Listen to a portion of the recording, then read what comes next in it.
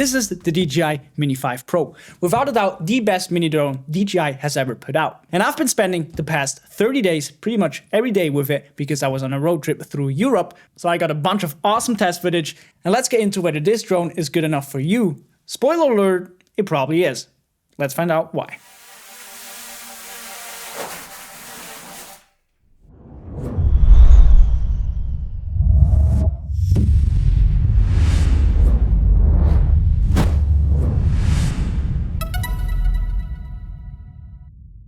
So these are the pros and cons of the DJI Mini 5 Pro, and let's start right off with the first pro, which is the flight time. Even though this battery is so light, if you hold it in your hand, if you ever had a mini drone before, this just weighs absolutely nothing, and it is advertised with a 36-minute flight time with the standard battery. Now, I've been consistently getting 20 plus minutes of actual flight time, which is more than enough. Rarely ever was I hoping for more, so flight time definitely not an issue, quite the opposite, pretty good. The second pro I'm gonna tell you about outside, because I literally forgot to take an SD card with, and it has 50 gigabytes of internal storage, which is terrific because I could still shoot this video even though I forgot the SD card, so internal storage, big plus. Alright, the next thing, pretty much the most important thing for me, is image quality. Even though it seems almost a little bit gimmicky, such a light drone, the video quality coming out of it definitely is not a joke.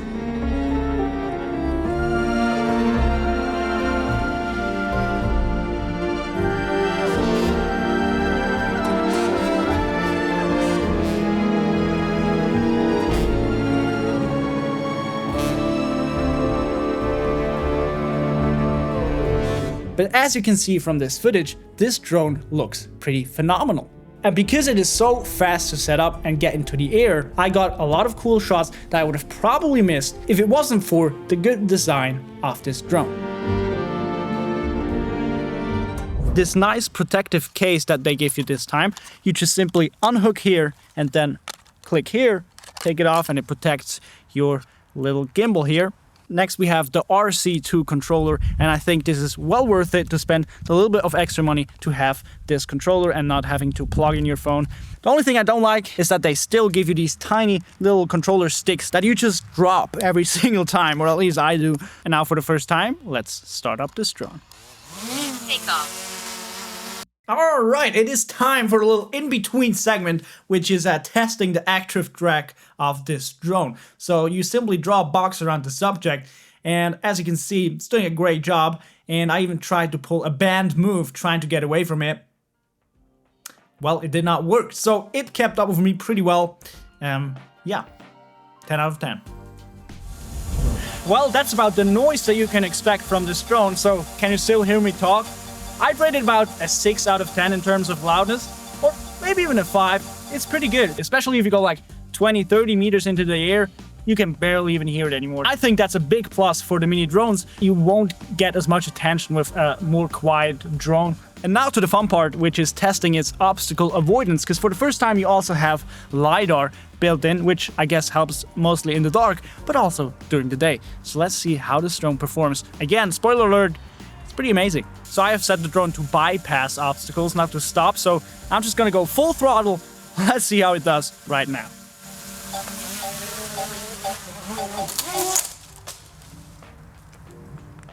Well, it crashed immediately. Obstacle sensing unavailable. Well, let's do it again. Still flies, so I guess that's a plus.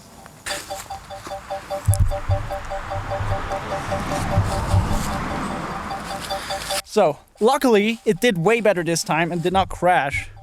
It's coming back.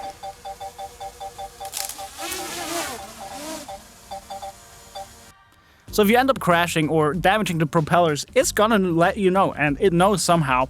Now, even though I did crash it twice just now, I will still say that it absolutely passed the test, right? Because on the branches it could see, not just well, but pretty well, it didn't crash, right? It only crashed because of the really small branches that I can barely. I have bad vision, but I couldn't see them as well. Like those small, tiny ones just hanging around are really hard to pick up with the camera because essentially it's looking through its own little cameras. It's not using just the LiDAR, especially flying just backwards.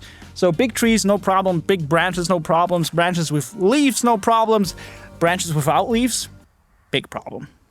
The next pro is range. I'm not even gonna get into 10 or 12 kilometers, whatever this is advertised as, because it is never true, because either you're flying through trees or over a hill, and not even in perfect conditions I can ever get a drone to get like more than 3 kilometers. So let's get that out of the way. But other than that, I never wanted to go further and couldn't, if you know what I'm saying. It always worked, the transmission is amazing, so the range, definitely a big pro.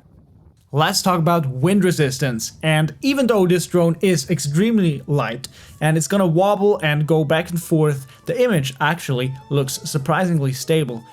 And not gonna lie, I was a bit worried seeing how much the drone was moving, but the image held up and the drone came back in one piece.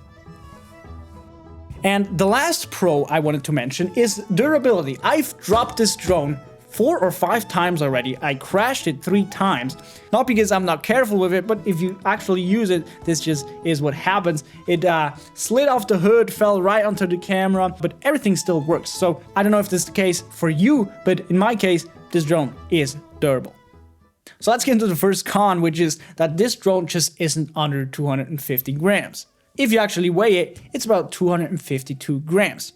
2 grams doesn't seem like a big of difference, but it just kind of puts it out of that class 0 range.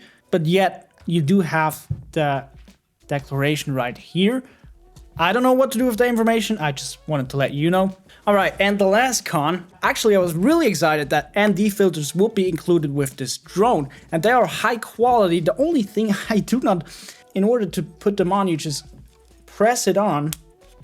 That goes pretty easy. But to take it off, just hold the camera, and it actually takes a good amount of effort to get them off. I don't know, making me kind of a little bit nervous, so I ended up just not using the ND filters at all and just always fly it without any ND filters. So that was my last con, and I'll be using this drone on pretty much every shoot I'm going out on because you can fly it everywhere, and for the first time the image quality isn't just good enough, but it's actually just good. I don't know why, but the drone is full of blood. I don't know what I hit, but this concludes my review of the Dji Mini 5 Pro. This is gonna be my new workhorse. Thank you so much for watching. Why is there so much blood here? Anyway, subscribe. Bye.